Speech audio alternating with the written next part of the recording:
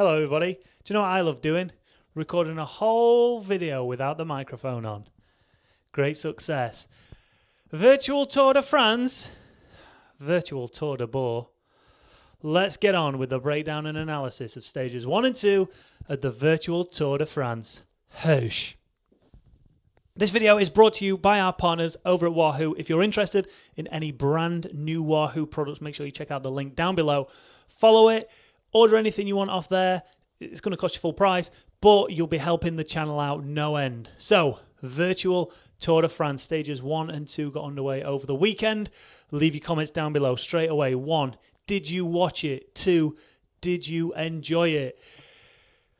I've got to say for me personally, well, my mate yesterday summed it up really, really well. Virtual racing on Zwift is good bloody fun when you're doing it. But watching it, it's just not that fun. Yes, there were some highlights during the Virtual Tour de France, and we'll get into all that, and we'll speak about exactly what happened over the weekend. But essentially, yeah, it was pretty boring in terms of racing and in terms of a spectacle. There were some nice touches, like I said. The Tour radio at the start, brilliant. Hello and welcome to Race Radio for Stage 1 of the Virtual Tour de France. The race is currently underway in the world of Watopia. Total distance to be covered, 36.4 kilometers. 64 ladies have started the stage, representing 16 teams. The graphics, the fact that everything looked like the real Tour de France, amazing. ASO clearly did a great job on that. But for fans of Zwift racing, fans of virtual racing, fans who have spent hours and hours riding around Watopia, I felt a little bit disappointed that they said it was going to look like Nice because this was supposed to be the Nice Grand Depart, but essentially they just put a few banners up around the KOM, the sprint and the finish, and a bit of graffiti on the floor. Listen, I know they're not going to redesign the whole thing, but still, I just wanted a little bit more. Anyway, leave your comments down below and let me know. Let's get into the racing now and find out exactly what happened in stage 1. All right, so in the women's race, the most exciting thing to happen was probably Elisa Longo Borghini, who I think I tipped at some point in the preview to do well, went off on a break. Blooming hell, breakaway on Zwift. I know, you never thought it, but don't forget, she's just breaking away with no heart rate, by the way. Just FYI, is she going to get disqualified? I don't know. Probably not. But she was just breaking away to collect the points at the intermediate sprints. As you can see here, she did exactly the same on lap 3. I've got to say, the Queen of the Mountains battle was fierce, and it was fought out between Joss Loudon and Erica Magnaldi, and they split the majority of points between them on the Queen of the Mountains summit. But like most good Zwift racers, it came down to essentially a bunch sprint. We'll talk about the race dynamics shortly, but as you can see here, we've got a group of around 8 or 9 riders all sprinting for the finish. Magnaldi was in there, Faulkner was in there, Dygert, who I shouted in the preview, was in there, as was who I thought was going to win, Leah Dixon, Chantel Black. Some top quality world-class riders in this. And as you can see here, with 300 meters to go, there was a deployment of a power-up that seemed to just stop for Dygert. All those arrows started going off. A breakaway of around 4 riders just under that bridge there started to break away. And it was April Tacey of Great Britain taking her biggest victory in her cycling career, ahead of Dygert, ahead of Black, ahead of Faulkner, taking blooming victory for Team Drops. And you can see here, coming over the line, using that power-up to absolute perfection, was April Tacey taking victory. Then it was the men's turn to take to Watopia. Same distance, same course, same everything as the women have just done. And again, these Zwift races, they're just wars of attrition. The most active rider on the hunt for the green jersey was Middleton Scott's Darrell Impey. He took maximum points on a couple of occasions over that sprint line. And apart from the battle for the green jersey and the polka dot jersey, it was pretty much status quo. And you can see that it was just a war of attrition. Just riders just dropping off the bike. No real concerted attacks, no real efforts of groups to try and get away from the peloton. It was, it stayed status quo all the way to the end. Let's pick up the action with a kilometre to go. So here we are with just under 800 metres to go. Greg Van Avermaet's at the front. Some spoon, excuse me, Kwiatkowski, but that is ridiculous, trying to put an aero power up there. Van Kiersbroek here, trying to hit that power up with still 300 metres to go. You know what's going to happen here. They're going to get swamped, and swamped they did. Edvald Boasson-Hagen went off on the attack, but over the top of him went his teammate. For some reason, we didn't follow him, and we decided to follow Boasson-Hagen, but Ryan Gibbons took the victory ahead of Greg Van Avermaet by the looks of it. I think it was. Could have been one of the Rally Cycling team riders. I don't bloody know, because we couldn't see what was going on because we're too busy watching bloody Edvald Boasson-Hagen. So stage one, as you'd expect on that course, if you know Zwift pretty well, you'll know that it really is a war of attrition on that one, and you're not necessarily going to see those breakaways, such as the race dynamics and the physics of Zwift. It's nigh on impossible to make a breakaway stick. You could see riders just getting themselves out of the front of the peloton, but it was only ever one rider at a time, and when they were going full gas. It was a full-on sprint just to try and get a second or 2 seconds up the road on that huge peloton that just rolls through, just steamrolls anybody that tries to make a break for it, which it disappoints you so much because it creates this race dynamic where I think the best way to describe it is it's a war of attrition. It's who can hang in there for the longest. You just get riders just pinging off the back, going out the back, one by one at a time, just bang, bang, bang. Group getting smaller until you get that select group. Whereas, you can see in real life races sometimes that dynamic of a breakaway being able to go away and then a couple of people springboarding across to it and then going on their own attack, or the peloton essentially working together to bring it back. But on this, it just can't happen. One, because of the lack of communication amongst the riders, because no one knows what anybody else is doing or anybody else is thinking. So it is literally just full gas until no one else can go full gas anymore, and then essentially that's your winner. But stage two was set to be a completely different race. This was taking in the epic KOM and the radio tower before they headed back down the reverse side of that epic KOM back towards the finish line that we saw from stage one. Let's have a look at what happened in the ladies' race. So we pick up the action as the riders are on the epic KOM. So just like stage one, we saw the main protagonists at the front. Faulkner was in there, Ludwig was in there, Loden was in there again, Magnaldi was in there, Anna Henderson was in there, as well as Ellen van Dijk. Crossing the summit of the Queen of the Mountains, Magnaldi took victory there, but then obviously we had to hang a left and go all the way up the radio tower, maxing out at around 17%, average gradient 13%. And as a group of four headed up there, it was two riders who got away from that. Uttrup Ludwig and Magnaldi set themselves apart from everybody else, smashing themselves to pieces on this radio tower climb. That group of four riders finally managed to bridge the gap, but as we came into the last kilometre, two of those riders managed to get dropped. So as we came into the finish, it was a group of five riders who will be battling it out for the final sprint. 500 metres to go here, or just under. So Magnaldi's in there, Loden's in there, Faulkner's in there, Stevens is in there, as well as Ludwig. And coming up with 300 metres to go, the sprint had started, gap started to show. Who was going to get the victory? I have no idea, because this camera view was absolutely appalling. I mean, great to see Magnaldi there, smashing it to pieces. But, I don't know, could have been anyone.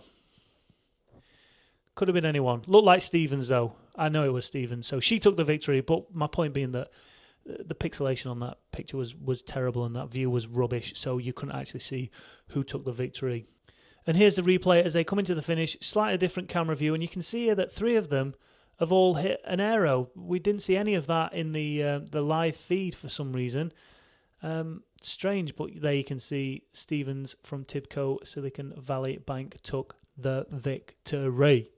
All right, so moving on to the men's race now, and after, I don't know if this was down to the community complaining or they just managed to show it anyway, but a lot of people in the live stream were asking, why didn't you show the start of the men's race? So as you can see here, we actually caught the riders rolling off of the pier, and just like you normally see in a Zwift race, we're concentrating here on the yellow jersey of Louis Mikas. I mean, this looked horrendous.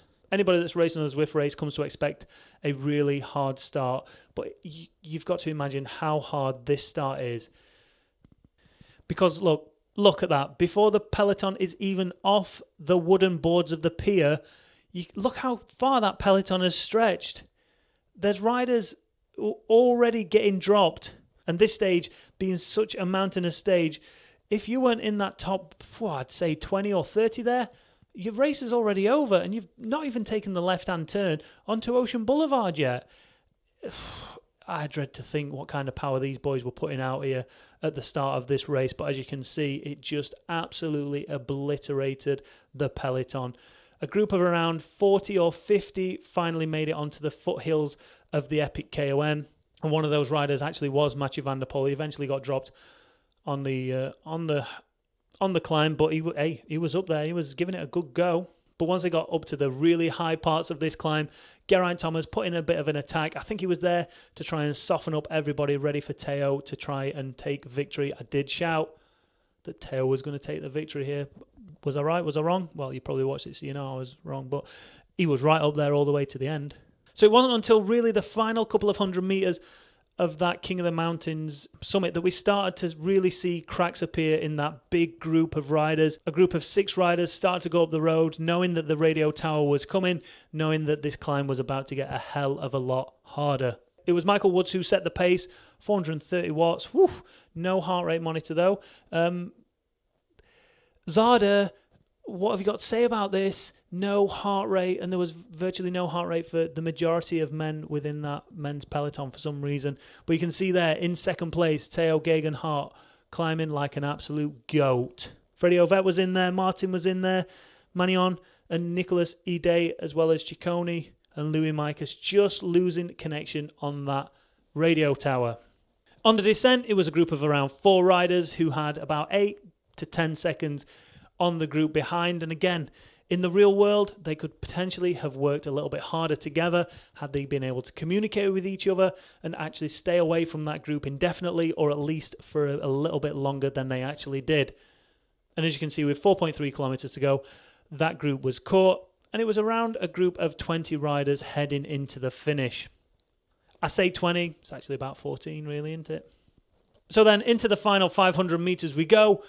Plenty of bloody burritos being smashed.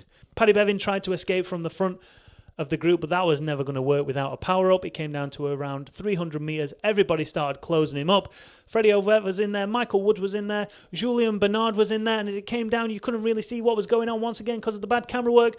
But coming over the line, it looked like... I have no idea. We're going to have to check out another replay to find out who took victory in the men's second stage of the virtual Tour de France. The camera cut to Julien Bernard. Normally that indicates that a rider has taken the stage victory. And it seemed the producer wholeheartedly thought that Bernard had took the victory. Let's take a look at that replay slightly closer up, if we could please, Mr. Producer. Here's the close-up I was waiting for. Let's pause the action just there. Whoa, what?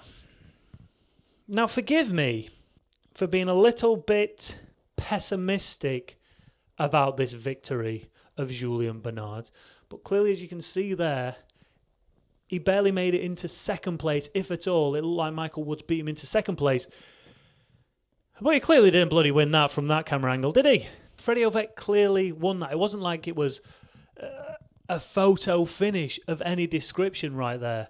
If that happened in the real world, Freddie Ovett wins, boom, move on to the next one. But such is the world of virtual racing. There's still creases to be ironed out. 5 good points from the virtual Tour de France. 1, the fact that we're actually seeing some racing.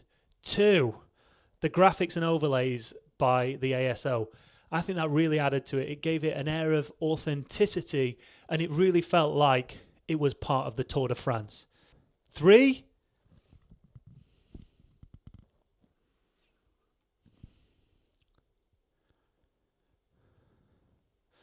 oh, the decoration of Watopia. I mean, I was hoping for a little bit more, but the summit of the mountain classification, the sprint points classification banner, and obviously the finish line looked pretty good. Nice little bit of graffiti on the floor. I thought that worked pretty well. I thought Zwift had done a good job on that, but the rest of it just looked too Watopian, too Watopia-ish. But that's fine. We're moving away from Watopia now. It's cool. Number 4, we have seen stacked fields in both the men's and the women's of legit World Tour racers. People who want to race, want to compete, and want to win. They invested in that, and that was great to see. Number 5, and this is not necessarily to do with the stages that have just happened, but the projection of virtual racing from here on out because of what we're seeing on the virtual Tour de France. I think we're going to see massive leaps and bounds this winter. I think everyone's kind of had enough and they don't really want to think about virtual racing anymore. But because the Tour de France is on, they're going to invest in it. They're going to watch it. They're going to engage as much as they can. But I think September, October, November time here in the UK and in Europe and over in America, I think as soon as winter sets in, we're going to see virtual racing take another step forward in terms of how it's broadcast, how it actually happens and how it races. And don't forget, we've still got, I shouldn't really say this in this program, but Peloton are making big steps on their side. So it's going to be interesting to see what happens when they're both head-to-head in a virtual racing world. 5 things I didn't like about it. The racing, the race dynamic. It made for a pretty boring race, both stages 1 and 2. The only real excitement came towards the end, which we'll talk about now in point number 2. The fact that the first person that crossed the line on the TV screen wasn't necessarily the first person over the line virtually when you added all the zeros and the ones together. That needs working on. Number 3, the use of power-ups. Now, leave your comments down below on this one. Do you think using power-ups was a good thing or was it a bad thing? Obviously, it's part of Zwift, it's part of the virtual world, it's part of gaming in general, having the ability to have a advantage over an opponent. But is the lack of knowledge through a lot of people on Zwift hindering them even more when you find someone who, 1, knows how to race on Zwift, 2, knows the courses really well, and then 3, has a power-up to get them over the line in first place? Or do you think it's, hey, we're in the virtual world, it's a gamification of cycling, suck it up, and in fact give us more power-ups, something more interesting than a bloody ghost or a bloody burrito. That ghost would be amazing if only you could communicate between each other and say, right, I'm going to hit my ghost when we head up the very steep part of the forward KOM, or wherever it may be. Why don't you hit your ghost and we'll try and get away, me and you, and then we'll work really hard. But it just doesn't work like that. You just can't. The ghost, because of the lack of communication, I think is one of the worst power-ups in the game. I also saw some terrible deployment of power-ups throughout the game as well. But we'll not go into that. Number 4, the camera work. It still needs work. It's good. It's better than it ever has been. But still, we're missing something that gives us a real close-up, engaged feel into that finish.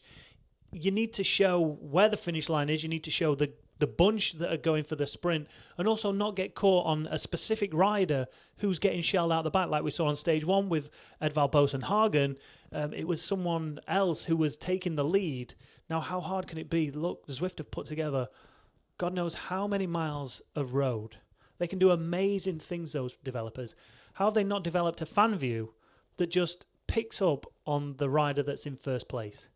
So as soon as a rider takes the lead, the camera slowly and smoothly switches across and keeps an eye on that rider. That way, when you get into that finish line, it just picks up on the rider at the front, so you know who's leading, and it knows who that rider is, and it can instantly tell you if they've won or not. But leave your comments down below. We've got stages 3 and stages 4 coming up next weekend. We'll do a quick preview show on them on Friday. But as ever, leave your comments down below. If you've enjoyed the video, make sure you hit that like button, hit that subscribe button if you've not done already. Friday, 6 p.m. UK time.